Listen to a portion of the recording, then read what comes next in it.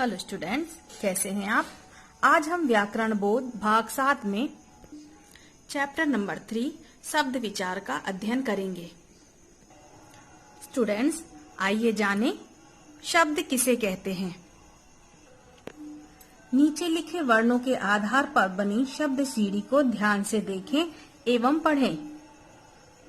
कौआ, आदमी, मीनार, रथ, थर्मस, सफल, लहसुन, नगर, रहीम, महिमा,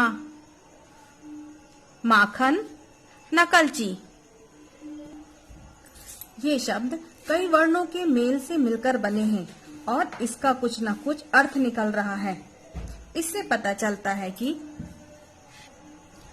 वर्णों का ऐसा समूह जिसका निश्चित अर्थ होता है वह शब्द कहलाता है। हम अपने भावों और विचारों को प्रकट करने के लिए शब्दों का प्रयोग करते हैं। जिस व्यक्ति को जितना अधिक शब्दों का ज्ञान होता है उसे उस भाषा का अच्छा ज्ञाता माना जाता है। शब्दों के कई प्रकार होते हैं। शब्दों के भेद इन आधार पर होते हैं: अर्थ के आधार पर, दूसरा स्रोत के आधार पर, तीसरा रचना के आधार पर और चौथा प्रयोग के आधार पर। आइए जानें अर्थ के आधार पर शब्दों के भेद। इन शब्दों को पढ़िए। पुस्तक, मकल। पुस्तक का तो अर्थ निकलता है, लेकिन मकल का कोई अर्थ नहीं निकलता। इस प्रकार अर्थ के आधार पर शब्दों के दो भेद होते हैं: सार्थक और निरर्थक। सार्थक शब्द, जिन शब्दों का कोई अर्थ होता है उन्हें सार्थक शब्द कहते हैं, जैसे पुस्तक, कमल, सुराही आदि। निरर्थक शब्द, जिन शब्दों का कोई अर्थ नहीं होता उन्हें निरर्थक शब्द कहते हैं, जैसे मकल, छमली, नगुश आदि। स्टूडेंट्स, अर्थ के आधार पर सार्थक शब्दों के निम्नलिखित भेद होते हैं: पर्यायवाची, विलोम, अनेकार्थी, वाक्यांशों के लिए एक शब्द, एकार्थी, एकार्थ आर्थिक प्रतीक होने वाले शब्द। स्टूडेंट्स, इनका अभ्यास हम आगे के पाठों में विस्तार से करेंगे। दूसरा है स्रोत, उत्पत्ति के आधार पर शब्द भेद। उत्पत्ति के आधार पर शब्द के 4 भेद होते हैं: तत्सम, तद्भव, देशज, विदेशी या आगत। तत्सम, संस्कृत के ऐसे शब्द जिनका हिंदी में उसी रूप में प्रयोग किया जाता है जिस रूप में वे होते हैं उन्हें तत्सम शब्द कहते हैं, जैसे सूर्य, मयूर, दंत, ग्राम, नृत्य आदि। तद्भव, संस्कृत के जो शब्द कुछ परिवर्तन के साथ हिंदी में प्रयुक्त होते हैं उन्हें तद्भव शब्द कहते हैं, जैसे चंद्रमा से चांद, सर्प से सांप, मुख से मुंह आदि।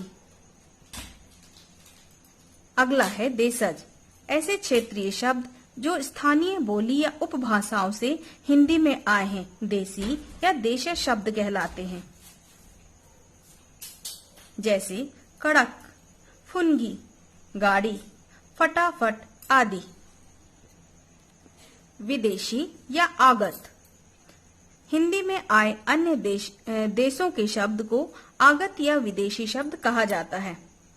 आज हिंदी में अरबी, फारसी, अंग्रेजी, पुर्तगाली, तुर्की, फ्रांसीसी आदि भाषाओं के शब्द बहुप्रचलित हैं, जैसे हवालात, आईना, कैमरा, चमचा, कूपन आदि। रचना के आधार पर शब्दों के भेद। रचना के आधार पर शब्दों के 3 भेद होते हैं। का रूढ़ या मूल, खा यौगिक, गा योग रूढ़। रूढ़ शब्द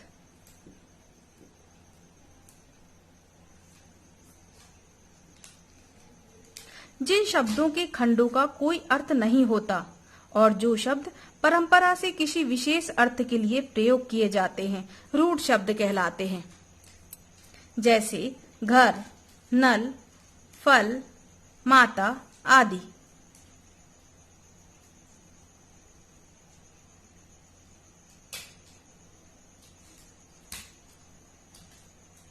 यौगिक शब्द ऐसे शब्द जो 2 या 2 से अधिक शब्दों के मेल से बने होते हैं तथा उनके खंड करने पर उनके प्रत्येक खंडों का अर्थ निकलता हो, वे यौगिक शब्द कहलाते हैं।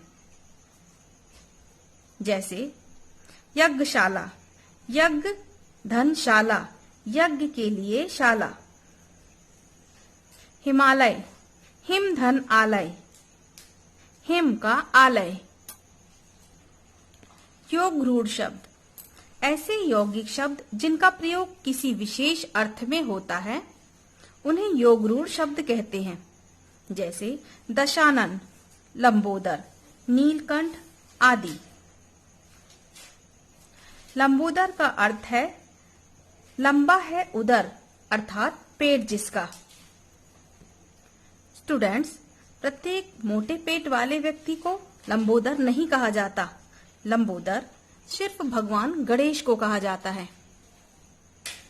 आप सभी इन शब्दों को भली भांति समझ गए हैं।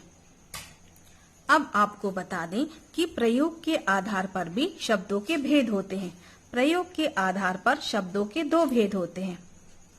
का विकारी शब्द, खा अविकारी शब्द।